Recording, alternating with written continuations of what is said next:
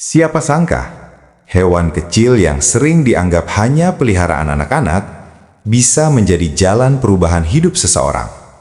Bukan ayam, bukan kambing, bukan sapi, tapi kelinci. Inilah kisah seorang pemuda biasa yang memulai usaha ternak kelinci dari kandang bambu sederhana dan kini mampu menghidupi keluarganya dengan usaha yang halal dan penuh keberkahan. Apa rahasianya? Dan bagaimana cara memulainya? Mari kita dengarkan kisahnya. Namanya Fikri. Lulusan SMA, tidak punya modal besar. Sudah melamar kerja ke sana kemari, tapi belum ada yang menerima. Sampai suatu hari, ia melihat video tentang peluang usaha ternak kelinci. Awalnya ia ragu. Memangnya kelinci bisa jadi usaha serius? Tapi ia mulai mencari tahu. Ternyata, kelinci cepat berkembang biak, modal relatif kecil, pakan bisa dari hijauan, pasar ada, daging, hias, pupuk. Dengan tabungan 1,5 juta rupiah, ia membeli 3 indukan betina dan 1 pejantan. Kandangnya hanya dari bambu bekas. Orang-orang menertawakan. Masa usaha kelinci? Itu cuma hobi. Tapi Fikri ingat satu hal. Rasulullah Shallallahu Alaihi Wasallam bersabda, sebaik-baik makanan adalah hasil dari kerja tangannya sendiri. Ia ingin rizki halal. Bagi kamu yang tertarik, ini yang Fikri pelajari di awal. 1. Pilih jenis kelinci. Ada 3 jenis umum untuk usaha. Kelinci pedaging, New Zealand, Rex, kelinci hias, kelinci campuran. Fikri memilih jenis pedaging karena pertumbuhan cepat, pasar restoran cukup stabil. 2. Kandang yang baik. Sirkulasi udara bagus, tidak lembab, tidak terkena hujan langsung, lantai kawat agar kotoran jatuh. Ukuran ideal 60 x 50 cm per ekor dewasa. 3. Pakan yang tepat. Pakan utama, rumput segar, tidak basah, daun singkong, daun pepaya, konsentrat tambahan. Tips penting, jangan beri rumput yang masih basah, karena bisa menyebabkan kembung. 4. Perkembangbiakan. Masa bunting, kurang lebih 30 hari.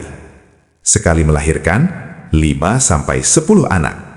Dalam 6 bulan, populasi bisa berkembang pesat. Disinilah Fikri mulai melihat peluang besar. Namun usaha tidak selalu mulus. Suatu musim hujan, beberapa kelincinya mati karena diare. Ia panik, hampir menyerah. Tapi ia belajar lagi. Kebersihan kandang sangat penting. Jangan terlalu padat populasi. Vitamin dan probiotik perlu diberikan. Dari kegagalan itu, ia justru semakin paham manajemen ternak. Kadang Allah tidak langsung memberi untung, tapi memberi pelajaran dulu. Setelah 1 tahun konsisten, populasinya mencapai puluhan ekor. Ia mulai menjual daging ke warung sate, menjual anakan ke peternak lain, menjual pupuk kotoran kelinci ke petani.